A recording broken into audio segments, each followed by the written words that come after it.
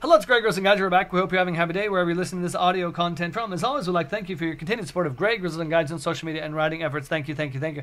This is episode 048 of the Greg Grizzled and Gaijin, definitely not a podcast show, a light and fluffy look at social media, Japan, Japanese food, expat life, and life in general. As always, your retweets of this and all the wonderful, wonderful, wonderful content that we actively tweet and retweet out on Craig Hoffman 11 on Twitter is appreciated. Thank you in advance for helping us get the good word out about Greg Grizzled and Gaijin. Welcome back, another good show today, I hope. Talking a little bit heavier issue today, and that's excessive drinking by foreigners in Japan as well as Japanese people. I still think we can talk about it in a light and fluffy way while being productive and hoping to give people something to think about. It's no replacement for professional advice on drinking problems. There are numerous services and outlets to help people if you feel that you have a serious drinking problem. That's nothing to sneeze at, as they say, and something that if you feel is going down a dark path, it behooves you to get help sooner rather than later, to be sure. But that being said, I think for the average foreigner, they don't become raging, out of control alcoholics.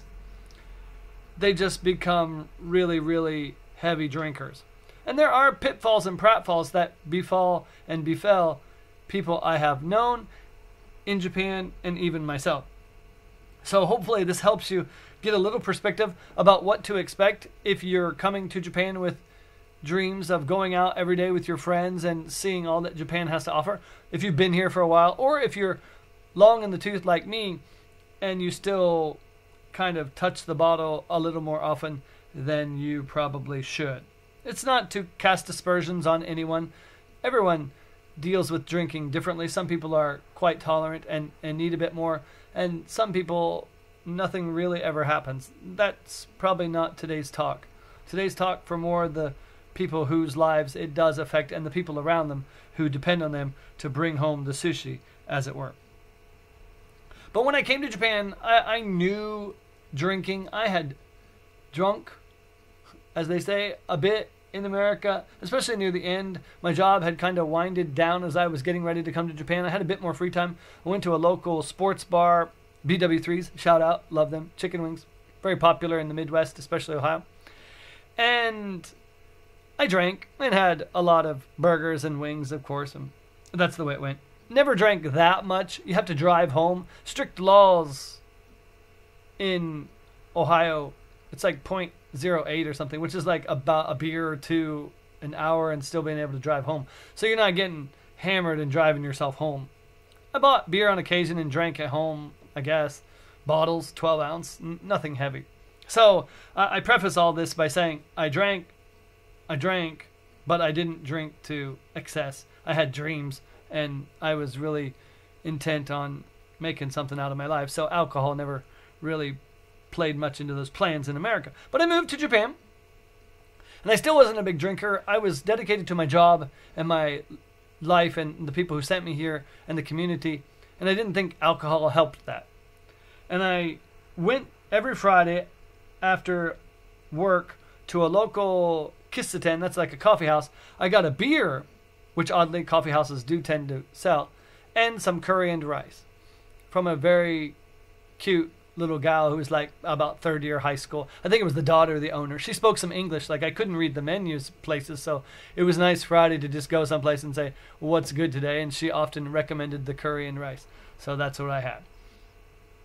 Slowly, of course, I met other foreigners and I started to go out, and there were lots of welcome parties for both the school and the local foreigner community as time passed, and farewell parties too. And often there were a lot of beers and alcohol being passed around, and barbecues in the summer, and beer was passed around, and I drank. And I drank more and more to where it became daily. Still not a lot, right? I'm getting up every morning. I got to be at school at like 6:20 to 6:30 every morning. And so that's an early day. I'm not going out late at this point because I have to get up. I do need a little sleep. I don't sleep much, but I needed a little. But now I'm drinking every day, right? And there's a little bench in front of my apartment. And I remember I'd go to the convenience store that was near to my house, and I'd grab an Asahi Super Dry, a really popular brand here in Japan that if you live here, you'd know. If you don't, you should, and you will. And I cracked it open and I'd get something to eat, like a bento. And it was just nice in the summertime to sit out with a beer. But there's a beer in hand, right? And a couple of my New Zealand pals would come by. They had a son about 5 or 6 years old at the time. And they said, "Oh, Craig, you drink every day?" And I said, "Yeah." And they're super into like being healthy. Like they ordered organic food while they were here in Japan. I still talk to them a lot. They're great. And, so we live on opposite ends of the health spectrum. They're on the I'm going to live to be 1,000. And I'm like, I'm probably going to die sitting on this bench. Although that bench did eventually broke and they took it away. That made me sad. But now I'm drinking every day. And one day on a rainy day, I stopped into a little mysterious looking Japanese style bar. And I ordered a big beer and some food. They had some nice sashimi. It was kind of an Okinawan kind of based kind of thing. And I enjoyed it. And I went back the next day and the next day. And they had some younger staff who spoke English. Again, high school girls. At the time, I don't know why, for whatever reason, my little town had these bars and places permeated by staff that was like 16, 17, 18 years old. I don't know. Nobody works at a department store. I don't know. It was really smart on that owner because that place was jam-packed with old dudes around the counter coming in for beer, sushi, and a little bit more. I don't know. And so now I'm going to the bar every day, and I invited some of my foreign friends who lived in the same building. And it was just a nice, like, almost clubhouse atmosphere. We had a table in the back. True story. Like, that was our table. Like, nobody sat there. That owner, God bless her, I still talk to her. I went about 6 months ago. She left that table for us almost every single day.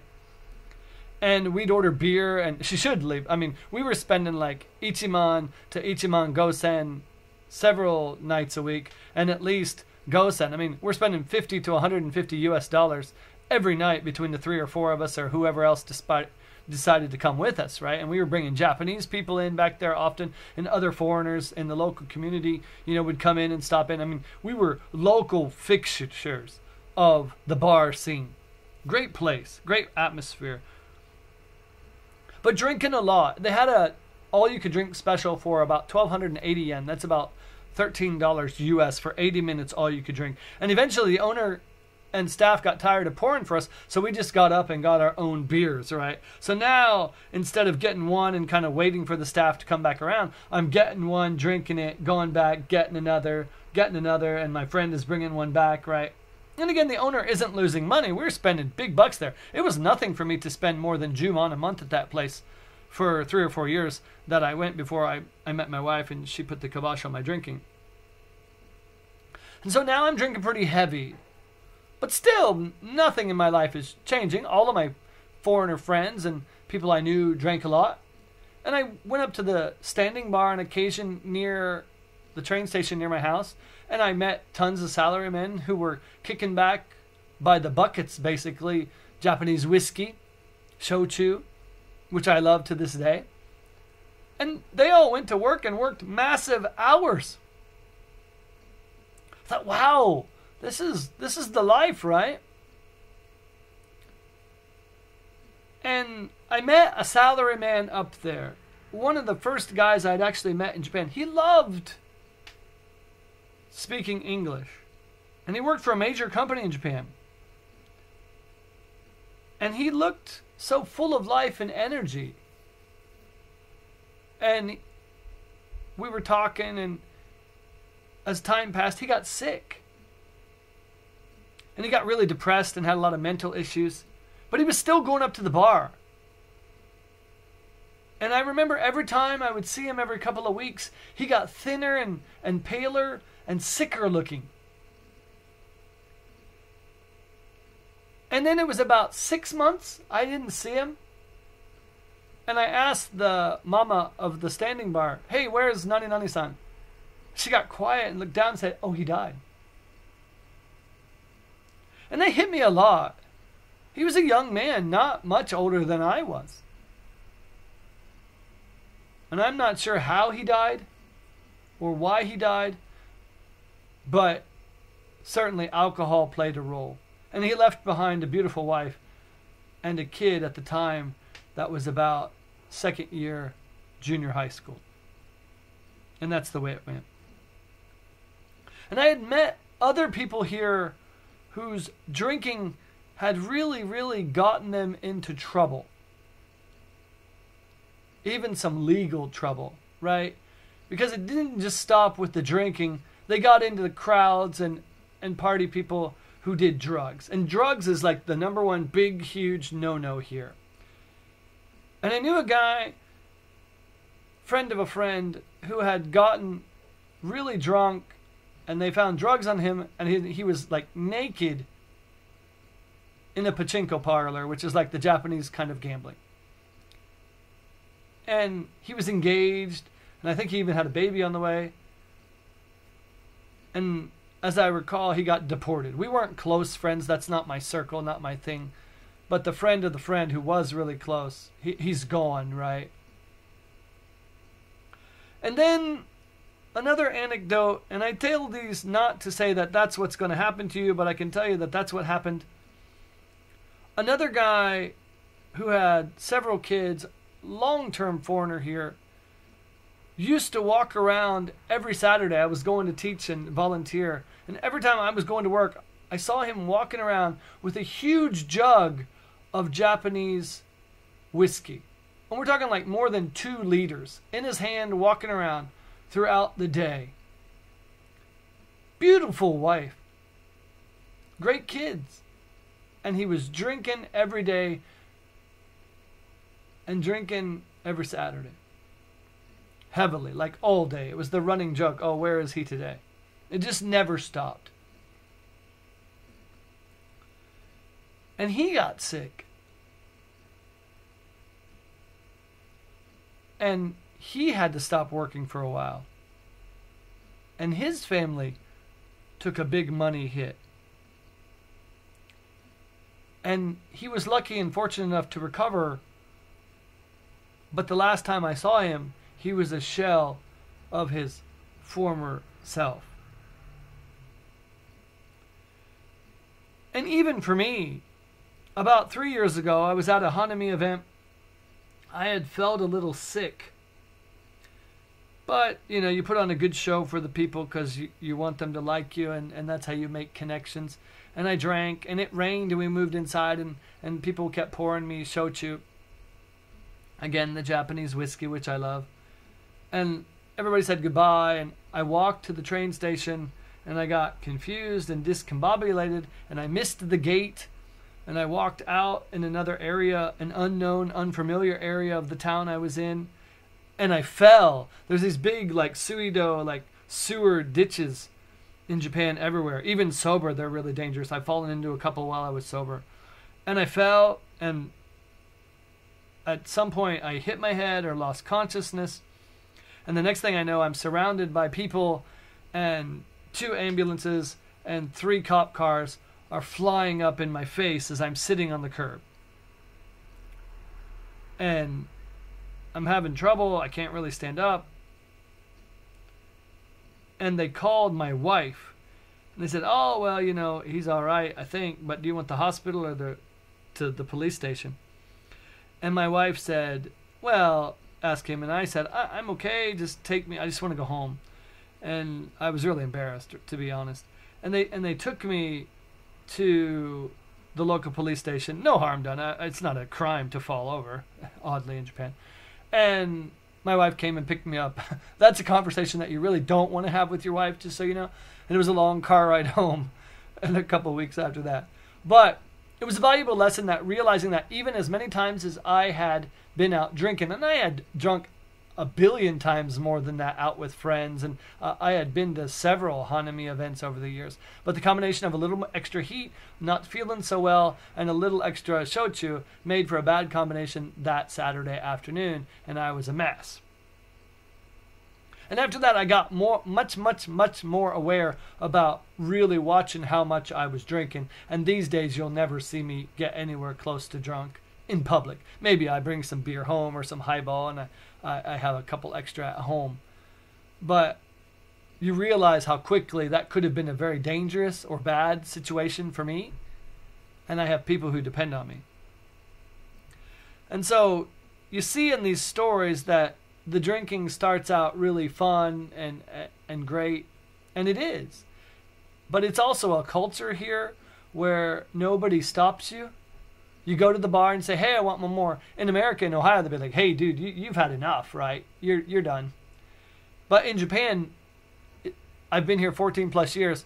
No waitress or bartender has ever remotely told me or anybody I was with, hey, that's enough. They've said last call because they're closing, but you could keep drinking for forever. And you get into a crowd of people where people are doing the same thing, and nobody wants to or can or is able to say, hey, that's enough, don't you think? And I say it often to the new foreigners here. Your mother doesn't live here. And she doesn't. And so I guess the moral of this show is that you should come here. If you want to drink, drink. There are great beers in Japan, both foreign and domestic. There's a large European coming. The wines here are always getting better. The whiskey is great. The sake is wonderful. I'm not going to sit here and say that you have to be some Puritan who never picks up a bottle and whose lips never see a drop of alcohol. But I think whether you're just coming here, you're visiting here as a tourist, or you've been here a long time, I think it's important from time to time to take a little self-assessment and look at how much you're drinking and more importantly perhaps why you're drinking, and understand that you have the power to control your limits. And if you don't have that power, it's probably time that you should reassess your life and get some real help.